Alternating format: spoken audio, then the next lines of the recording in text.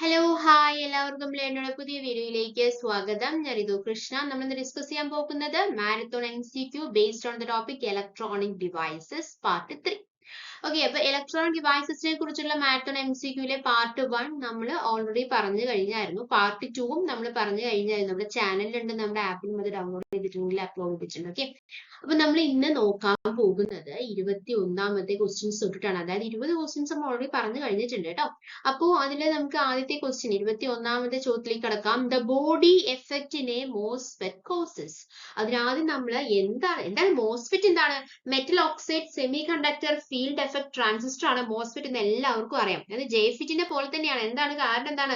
അതിലൊരു സോഴ്സ് ഉണ്ട്, ഗേറ്റ് ഉണ്ട്, ഡ്രെയിൻ ഉണ്ട് അല്ലെ. എന്നാൽ ജെഫിറ്റിനെ പോലെ അല്ലാത്ത ഒരു കാരണം കൂടി അതിലുണ്ട്. Unlike JFET, the gate of a MOSFET is insulated from the channel അല്ലെ. അതുകൊണ്ട് തന്നെ അതിന് മോസ്ഫെറ്റിന് ഒരു പേരും കൂടി ഉണ്ട്. എന്താണ് ആ പേര്? Insulated gate field effect transistor എന്ന് വിളിക്കാറുണ്ട്. IGFET, insulated gate field effect transistor എന്നും വിളിക്കാറുണ്ട്.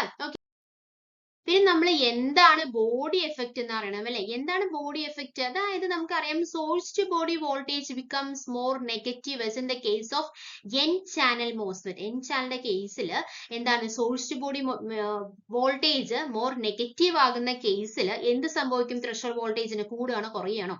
കൂടും.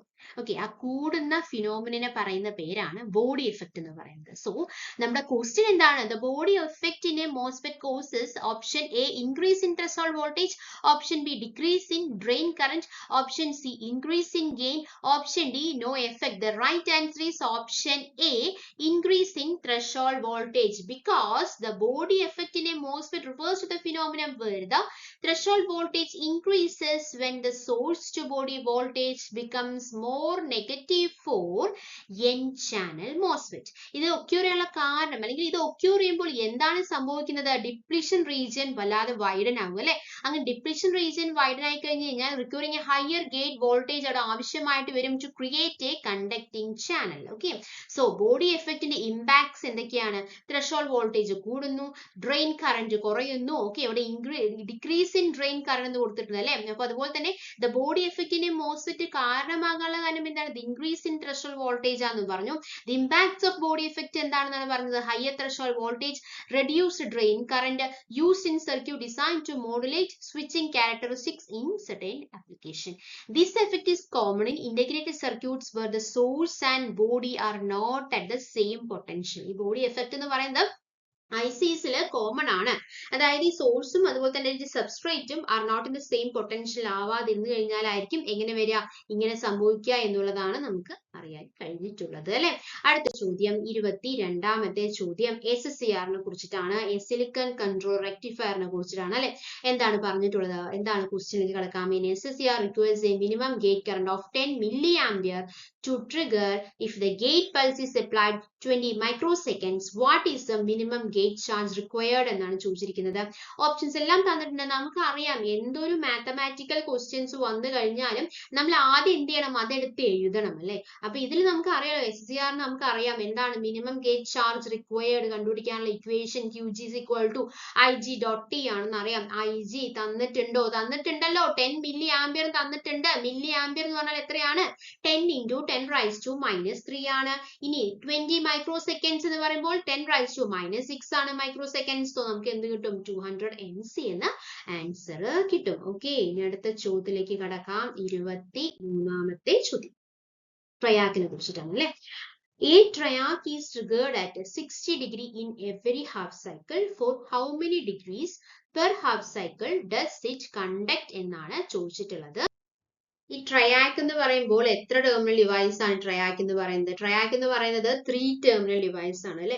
അതിന് രണ്ട് സൈഡും കണ്ടക്ട് ചെയ്യാനായിട്ട് സാധിക്കും. When triggered either by a positive or negative pulse irrespective of the polarity of the voltage across its main terminal അല്ലെ. ഏതാണ് പൊളാരിറ്റിയുടെ ബേസിസിലൊന്നും അല്ല. ഇതെന്താണ്? രണ്ടും ഏതോ ഡയറക്ഷനിൽ കണ്ടക്ട് ചെയ്യാൻ സാധിക്കും എന്നുള്ളതിന്റെയാണ് അതിന്റെ ഒരു കപ്പാബിലിറ്റി എന്ന് പറയുന്നത്. അതുപോലെ തന്നെ ഈ ട്രയാക്കിന്റെ പ്രത്യേകത എന്താ? Triac behave like to SCR connected in parallel but in opposite direction with a common gauge terminal ആണ് അല്ലെ. അപ്പൊ ഇവിടുത്തെ ചോദ്യം a triac is triggered at 60 degree in every half cycle.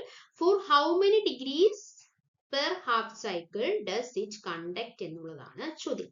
അപ്പൊ നമുക്കറിയാം ഒരു ഹാഫ് സൈക്കിൾ എന്ന് പറഞ്ഞു കഴിഞ്ഞാൽ അത് 180 ഡിഗ്രിയാണ്. അത് ട്രിഗർ ചെയ്യുന്നു 60 ഡിഗ്രി ട്രിഗർ ചെയ്യുന്നു. അപ്പോൾ കണ്ടക്ഷൻ ഒക്യൂർ ചെയ്യുന്നത് 60 ഡിഗ്രി ടു 180 ഡിഗ്രി ആണെന്ന് മനസ്സിലായല്ലോ. അപ്പൊ 180 ഡിഗ്രി മൈനസ് 60 ഡിഗ്രി ചെയ്താൽ പോരെ നമുക്ക് അതിന്റെ ആൻസർ കിട്ടില്ലേ? എത്രയാണ്? 120 ഡിഗ്രീസ് പെർ ഹാഫ് സൈക്കിൾ. എവിടെയാണ് ഈ ഓപ്ഷൻ? ഓപ്ഷൻ ബി ആണ്. ഓപ്ഷൻ എ 180 ഡിഗ്രി തന്നിട്ടുണ്ട്, ഓപ്ഷൻ ബി 120 ഡിഗ്രി തന്നിട്ടുണ്ട്, ഓപ്ഷൻ സി 60 ഡിഗ്രി തന്നിട്ടുണ്ട്, ഓപ്ഷൻ ഡി 90 ഡിഗ്രി തന്നിട്ടുണ്ട്. A triac is triggered at 60 degree in every half cycle.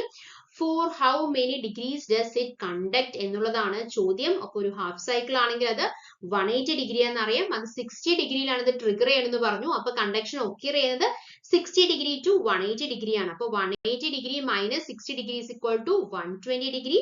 So 120 degree per half cycle. Okay, അടുത്ത ചോദ്യത്തിലേക്ക് കടക്കാം. 24th question.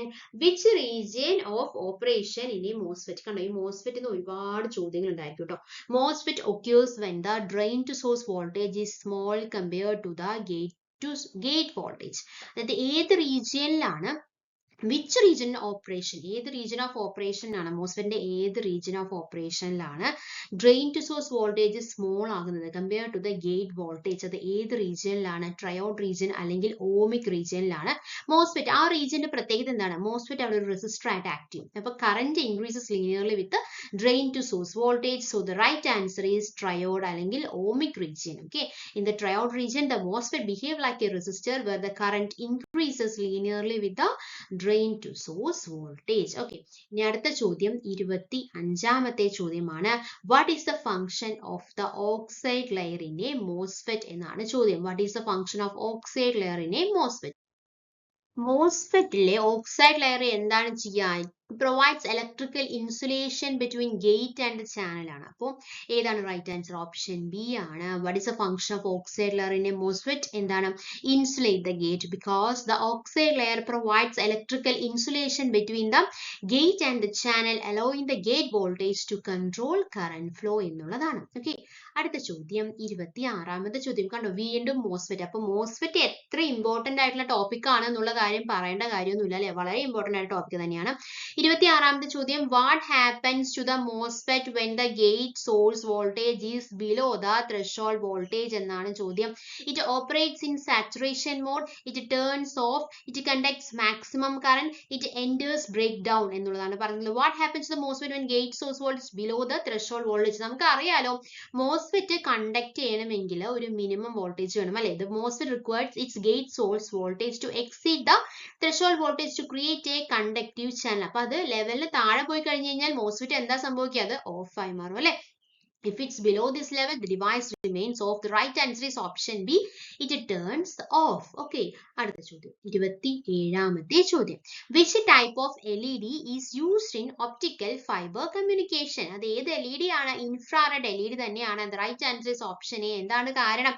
Infrared LED are used in optical fiber communication because their wavelength matches the transmission characteristics of optical fibers, and wavelength transmission characteristics match ആവുന്നു. because of that infrared LEDs are used in optical fiber. അടുത്ത ചോദ്യം 28ാമത്തെ ചോദ്യം ഒരു BJT നിന്നുള്ള ചോദ്യമാണ്. Bipolar junction transistor അല്ലെ has A base voltage divider with R1 തന്നിട്ടുണ്ട് 100 kilo ohm ആണ്, R2 തന്നിട്ടുണ്ട് 100 കിലോ ഓം തന്നെയാണ് തന്നിട്ടുള്ളത്, VCC. അപ്പൊ നമുക്കറിയാം കണ്ടുപിടിക്കേണ്ടത് VB ആയിരിക്കും. VB കണ്ടുപിടിക്കാനുള്ള ഇക്വേഷൻ നമ്മൾ പഠിച്ചിട്ടുണ്ട്. VCC into R2 by R1 plus R2 എന്നാണ്. VCC എത്രയാണ് തന്നിരിക്കുന്നത്? 10 ആണ്. R2 എത്രയാണ്? 100 ആണ്. Divided by R1 plus R2 എത്രയാണ് തന്നിരിക്കുന്നത്? 100 plus 100 200 അല്ലേ. So 10 into 100 by 200. Right answer is 5 volt. So എവിടെയാണ് കൊടുത്തിരിക്കുന്നത്? ഓപ്ഷൻ ബിയിൽ കൊടുത്തിട്ടുണ്ട്. Right answer is 5 volt. അടുത്ത ചോദ്യം 29th question. In a common emitter configuration increasing the base current results in എന്താണ് സംഭവിക്കുക? ഇൻക്രീസ് ഇൻ കളക്ടർ കറന്റ് അല്ലെ. ബേസ് കറന്റ് കൂടുമ്പോൾ എന്ത് സംഭവിക്കുന്നു? കളക്ടർ കറന്റും കൂടുന്നു എന്നുള്ളതാണ് പറയാനുള്ളത്. അടുത്ത ചോദ്യം 30ാമത്തെ ചോദ്യമാണ്. Which of the following is a key advantage of photo diodes?